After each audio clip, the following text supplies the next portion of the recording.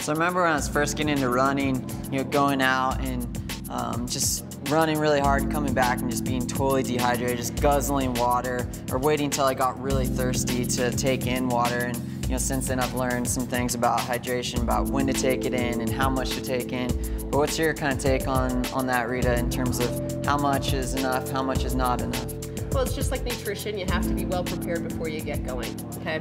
Again, that's a pretty individual thing. You can use that color of your urine to get a sense, am I pretty well hydrated? During your run, during your training run, a lot is gonna depend on how hard you're running, how hot is it outside, do we have high humidity? Here in Mammoth Lakes, we have very low humidity, so you tend to need to stay even more hydrated than you would down in San Diego. For many people, they can handle about 16 ounces of water per hour of pretty hard running. One thing that's really important, depending on what you're doing, is plan for some electrolyte intake. Okay? Electrolytes, sodium, potassium, very important for normal muscular contraction. Yeah, no, I know, Rita, well, I'm seeing a lot today, and it's changed, obviously, from when I was a runner, was that, like Ryan, he's got his water bottle with him here today, and you got so many people, so many water companies out there, and everyone's got their water bottles with them, and all of a sudden we start to hear about this thing called hyponatremia. What are we talking about there? Hyponatremia is really sort of a dilution of sodium in the bloodstream. So it's drinking so much water that you've diluted the sodium that's in your body. And as I just said, proper sodium balance, proper potassium balance is really important for proper or normal muscular contraction, power, but it's also really important from a cardiac perspective. So when you drink so much water over a long duration of exercise without replacing that sodium, it can lead to hyponatremia, which can be, in some cases, fatal. Right, so the reality is too much of water can be a bad thing. Right, exactly. And that's why I guess you see so many of these sport drinks having their electrolytes, sodium, magnesium, potassium, calcium, because those are your key guys in firing and releasing those muscles when you're out there working. Yep, exactly. How do you feel your hydration plan has kind of been working?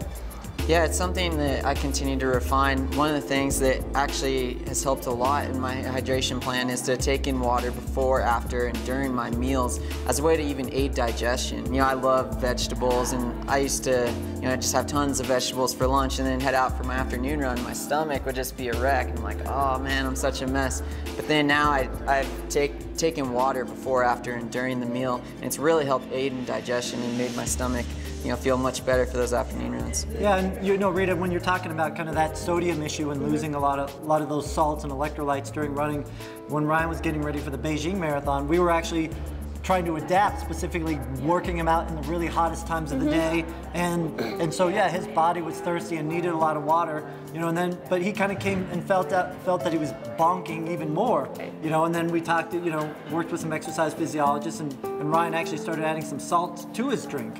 How did you feel that was working? Yeah, it was good. It's definitely specific towards hot running. Sure. I don't feel like I need to add salt to my drink when it's cold outside. But certainly, getting ready for Beijing, doing some of those hot weather runs, it definitely helped retain some of that water. Yeah. And I think that's a common training mistake. People say, well, I'm going to go do a hot run, or my race is going to be in a hot environment, so I need to get used to running in the heat, which you absolutely do, but it doesn't mean that you deprive your body of the hydration that it needs to respond normally and to perform normally.